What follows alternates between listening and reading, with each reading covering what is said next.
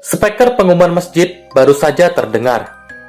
Sepertinya ada orang meninggal malam ini. Dan kebetulan, aku tenaga bantuan dalam urusan gali kubur. Oh iya, perkenalkan namaku Husen. Aku berusia 30 tahun. Benar saja, sore ini ada tetanggaku yang baru saja meninggal. Entah meninggalnya karena apa, aku tidak tahu. Tapi aku bergegas pergi ke kuburan untuk menggali liang lahat. Sesampainya aku di kuburan, terdapat temanku bernama Hasan. Hasan juga merupakan tenaga bantuan untuk menggali liang lahat.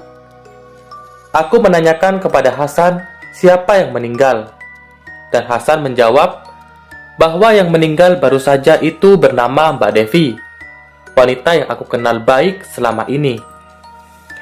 Aku tak menyangka Mbak Devi meninggal, dan setauku Mbak Devi akan melangsungkan pernikahan pada bulan Juni esok.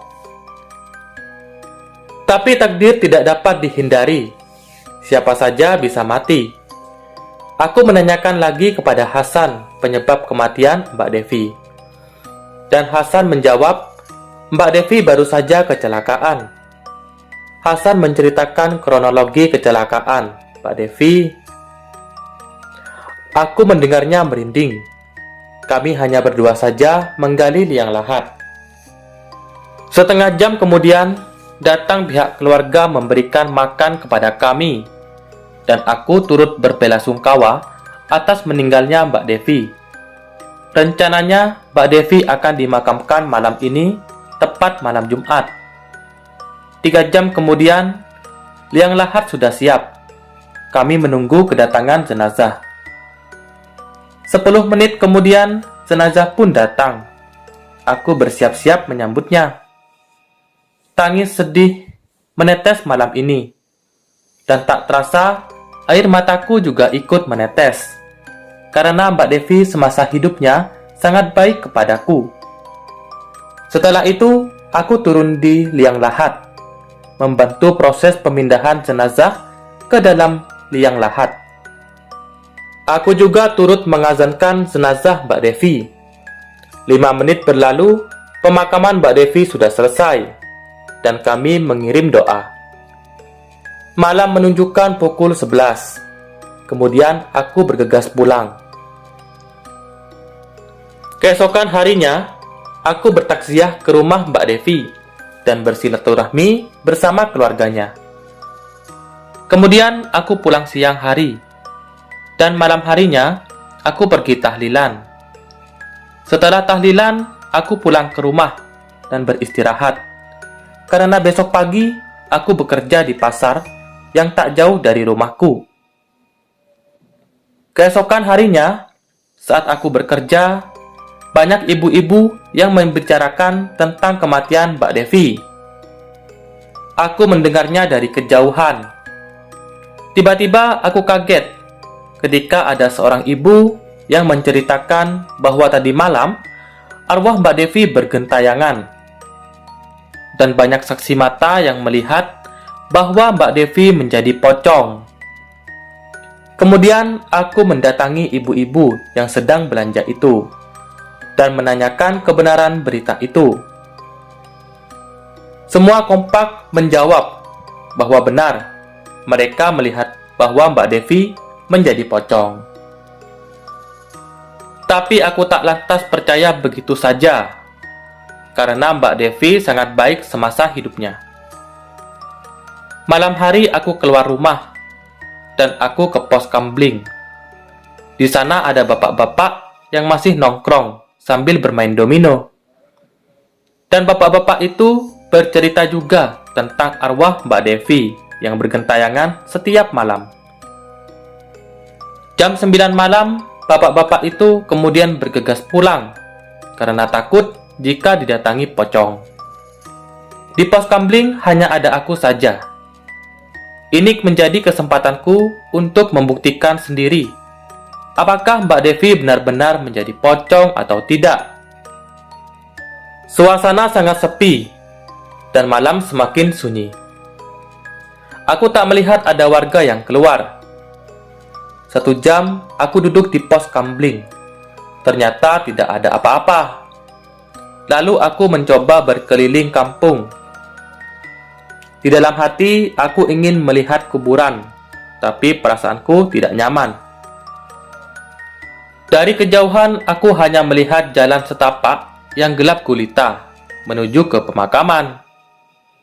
Tapi aku mencoba memberanikan diri untuk mengunjungi makam Mbak Devi. Aku berjalan pelan-pelan sambil menoleh kiri kanan.